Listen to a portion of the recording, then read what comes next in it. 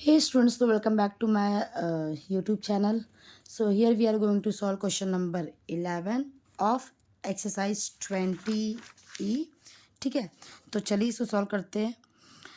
One circle has a radius of 98 centimeter and the second concentric circle has a radius of 1 meter 26 centimeter. How much longer is the circumference of the second circle than that of first circle? ठीक है, तो आपको पहले ये पता होना चाहिए कि what do you mean bye concentric circle. तो अगर मैं कॉन्सेंट्रिक सर्कल की बात करूँ ना, तो जब दो सर्कल का सेंटर पॉइंट, दो सर्कल मतलब आप कितना भी सर्कल ले सकते हो, जब सारे सर्कल का जो सेंटर पॉइंट होता है ना, वो सेम होता है. मतलब ये एक पॉइंट से आप काफ़ी सारे सर्कल्स ड्रॉ कर रहे हो, इसको बोलते हैं हम कॉन्सेंट्रिक सर्कल. जिसमें जो फर्स्ट सर्कल का जो हमें रेडियस दिया हुआ है वो 98 सेंटीमीटर दिया हुआ है, और जो दूसरा रेडियस दिया दूसरे सर्कल रेडियस दिया हुआ है वो 1 मीटर 26 सेंटीमीटर. तो अगर मैं इसको सेंटीमीटर में बात करूँ तो ये एक्चुअल में 126 सेंटीमीटर दिया हुआ है. ठीक है, तो पहले वाले का 98, दूसरे वाले का 126. अब सीधी सी बात है, पूछा हुआ how much longer is the circumference of the second circle. Second circle का रेडियस ज़्यादा है तो ऑब्वियस है कि उसका सर्कमफेरेंस भी ज़्यादा होगा. कितना ज़्यादा होगा, तो सबसे पहले हम दोनों का क्या करेंगे, सर्कमफेरेंस निकालेंगे एंड देन बड़े वाले में से छोटा वाला सब्ट्रैक्ट कर देंगे. So question number 11. ठीक है, आपको गिवन में क्या दिया हुआ, जो भी गिवन में आप लिख दोगे. आपको R1 दिया हुआ, फर्स्ट सर्कल का R1 में डिनोट करूँगी, दैट इज़ 98 सेंटीमीटर. और R2 दूसरे सर्कल के लिए मैं डिनोट करूँगी, दैट इज़ 1 मीटर 26 सेंटीमीटर दिया हुआ, जिसको मैंने कन्वर्ट कर लिया सेंटीमीटर में. 126 है ना, दोनों का यूनिट मेरा क्या होना चाहिए, सेम होना चाहिए. सो यहाँ पे C1 निकालोगे, सरकमफरेंस C1, पहले सर्कल को C1 से डिनोट कर रहे हैं. ये सर्कल C1 है और ये सर्कल C2 है. तो C1 क्या होगा आपका 2πr1. तो क्या जगह 2 into 22/7 into R1 is what 98. Cancel होगा, 7 1 जा 7, 7 4 जा 28 which is equal to actual में 44 इंटू 14. मल्टीप्लाई करेंगे तो यहाँ पे देखिए मल्टीप्लाई कर लेती हूँ मैं. 44 को 14 से, 4 4 जा 16, 4 4 16 17 एंड दिस इज वॉट 44. तो 6 11, आई होप कि आपको दिख रहा होगा, 11 and this is 5 and 6, 616. This is your 616 centimetre. Circumference निकाल रहा है तो सेंटीमीटर में होगा, एरिया होता तो वो स्क्वायर में होता है. अब C2 निकालना. C2 के लिए मैं again same formula, circumference circle 2πr2. यहाँ पे मैं सेकेंड वाला रेडियस लूँगी, तो यहाँ पे भी चलिए वैल्यूज पुट कर लेते हैं. 22/7. R2 की वैल्यू क्या है 126. देखते हैं कैंसिल हो रहा है क्या. 7 1 जा 7 एंड देन 5 6 कैंसिल हो रहा है. 7 1 जा 7, 5 5 + 6 56, तो 7 8 जा 56. तो ये होगा आपका 44 इंटू 18. मल्टीप्लाई करोगे तो चलिए 44 को मैं 18 से मल्टीप्लाई कर लेती हूँ, तो ये कितना आएगा 8 4 जा 32, 8 4 जा 32, 32 + 3 इज 35 इंटू 44. ऐड कर लेते हैं 297. सही है ना, 792 सेंटीमीटर. अब आपको क्या पूछा था कि बड़ा वाला जो दूसरा सर्कल है, your longer circle, how much it is greater than from your smaller circle. तो मैं इसको क्या करूँगी, डिवाइड कर लूँगी.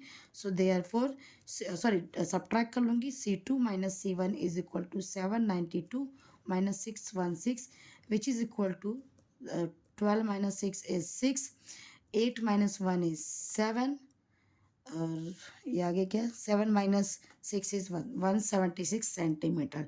इतना सरकमफेरेंस मतलब इतना डिस्टेंस इसका इससे ज़्यादा है. So this is your answer. Move on to your next question, that is question number 12. A piece of wire is bent in the shape of an equilateral triangle. Each of whose sides measure 8.8 centimetre. ठीक है, कोई एक wire है. ठीक है, तो पहले questions को हम डायग्राम समझेंगे. एक कोई वायर है, इस वायर को उसने बेंड कर दिया है. ठीक है, बेंड किया, किस फॉर्म में बेंड किया हुआ है, इक्विलेटरल ट्रायंगल के फॉर्म में बेंड कर दिया है. ठीक है, जिसमें आपको दिया हुआ है each of sides measure 8.8 centimetre. देखिए यहाँ पे दिया हुआ ना 8.8 सेंटीमीटर का एक साइड है, मतलब ये भी 8.8 है, ये भी 8.8 और ये भी 8.8 है। इस एक वायर को इक्विलेटरल ट्रायंगल में क्या हुआ है, मतलब ये ऑब्वियस है, ये 8.8 का 3 गुना वायर था। जब इसको इक्विलेटरल ट्रायंगल में कन्वर्ट किया तो हर एक साइड मेरा 8.8 में क्या हो गया, डिवाइड हो गया। दिस वायर इज रीबेंड, मतलब उसको फिर से रीबेंड किया गया, मतलब फिर से उसको खोला गया एंड फिर रीबेंड किया गया है to form a circular ring. और उस इक्विलेटरल ट्रायंगल को हमने किसके में कन्वर्ट कर दिया, सर्कल में कन्वर्ट कर दिया। What is the diameter of the ring, मतलब इसी वायर को, ठीक है, अब हमने फिर से ओपन किया और उसको रीपेंट कर दिया, किसमें, सर्कल में कर दिया। अब हमें पूछा इसका डायमीटर, मतलब डायमीटर पूछा तो पहले मुझे रेडियस पता होना चाहिए, है ना। अब रेडियस पता होने के लिए मुझे क्या पता होना चाहिए, मुझे सरकमफ्रेंस पता होना चाहिए। तो देखिए अगर आप इस क्वेश्चन को थोड़ा सा ध्यान देंगे ना, बहुत इजी क्वेश्चन है, बस थोड़ा सा इसमें कन्फ्यूजन क्या है, ये जो वायर है, ठीक है, इसी वायर का इक्विलेटरल ट्रायंगल क्या था, मतलब जो भी इसका पेरीमीटर होगा ना, इक्विलेटरल ट्रायंगल का जो भी पेरीमीटर होगा वही तो सरकमफेरेंस ऑफ द सर्कल होगा, क्योंकि उसी वायर को तो हम बेंड कर रहे हैं, रीबेंड कर रहे हैं। तो जो भी इसका पेरीमीटर होगा वो एक्चुअल में इसके सरकमफेरेंस से क्या होगा, बराबर होगा। तो अगर हमें सरकमफेरेंस की वैल्यू पता चल गई तो हम आर निकाल सकते हैं, और आर पता चल गया तो ईजिली हम डी निकाल सकते हैं।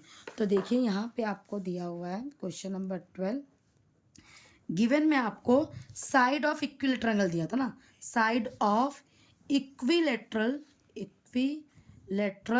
ट्रायंगल दिया हुआ है, कितना दिया हुआ है, 8.8 सेंटीमीटर दिया हुआ है, ठीक है। सो आप पहले इसका पेरीमीटर निकालेंगे, पेरीमीटर निकालेंगे, क्योंकि पेरीमीटर निकालेंगे तभी तो हम सर्कल के बराबर दिखा पा सरकमफ्रेंस के बराबर दिखा पाएंगे। So perimeter of equilateral triangle, ये पूरा आप लिख लीजिएगा।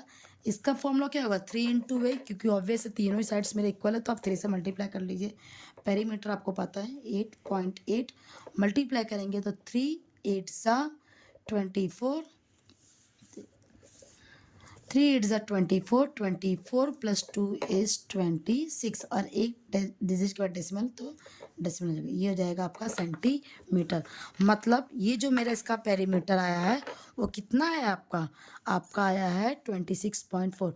अब ये पेरीमीटर एक्चुअल में किसके बराबर है, इसके सरकमफ्रेंस, तो आप लिखोगे since perimeter of equilateral triangle is equal to circumference of circle, circumference of circle उसके बराबर है ना, क्योंकि इसी को तो हम रीबेंड कर रहे हैं। So which is equal to what, 26.4 centimetre. अब हमें सरकमफरेंस पता चल गया तो आपने आगे क्वेश्चंस किया हुआ है, अगर आपको सरकमफरेंस पता है तो आप इजीली रेडियस निकाल सकते हैं। So therefore circumference of circle is equal to what, 2πr। Circumference मुझे पता है 2 × 22/7 × r, सारे नंबर्स यहाँ पे आ जाएंगे। सो 26.4 डिवाइड यहाँ पे आएगा मल्टीप्लाई, जो मल्टीप्लाई यहाँ पे आ जाएगा तो वो डिवाइड हो जाएगा, which is equal to what, r। तो चलिए कैंसिल कर लेते हैं, पहले 2 से कैंसिल करते हैं इसको हम। 2 1 ज़ा 2 1 ज़ा 2 1 ज़ा 2 3 ज़ा और 2 2 ज़ा, है ना। डेसिमल में रख लूँ क्योंकि इजीली कैंसिल हो जा रहा है, तो मैं इसको डेसिमल हटाने की कोई ज़रूरत नहीं है, डायरेक्टली कैंसिल हो जा रही है। 11 1 ज़ा 2 आया तो 11 2 ज़ा 12, अभी भी कैंसिल होगा। 2 1 ज़ा 2 0 2 6 ज़ा, आंसर आएगा 0.6 × 7 is equal to r। Multiply कर लेंगे तो r की वैल्यू क्या आएगी मेरी, 0.6 को मैं मल्टीप्लाई करूँगी 7 से, तो 7 6 ज़ा इज 42, एक डेसिमल के बाद आएगा आंसर, तो ये आ जाएगा 4.2 सेंटीमीटर। ये आपका रेडियस निकल, लेकिन एक्चुअल में आपको पूछा क्या था, आपको पूछा था what is the diameter of the ring.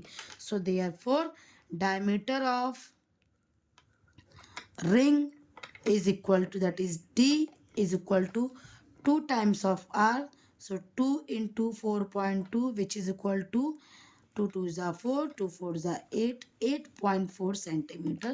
So this is your answer. Now next move on to question number 13, ठीक है। तो देखिए क्वेश्चन नंबर 13 में क्या दिया हुआ है, a rhombus has the same perimeter as the circumference of the circle, मतलब जो भी, जैसा भी अपने प्रीवियस क्वेश्चन किया ना, जो भी इक्विलेटरल ट्रायंगल का जो पेरीमीटर था वो किसके बराबर था, सरकमफेरेंस के बराबर था। यहाँ पे भी आपको कंडीशन दिया हुआ है कि रोम्बस का जो पेरीमीटर है ना वो सरकमफेरेंस ऑफ द सर्कल के क्या है, बराबर है। If each side of the rhombus measure 33 centimetre, what find the radius of the circle. ठीक है, आपको सर्कल का इसमें भी रेडियस निकालना है।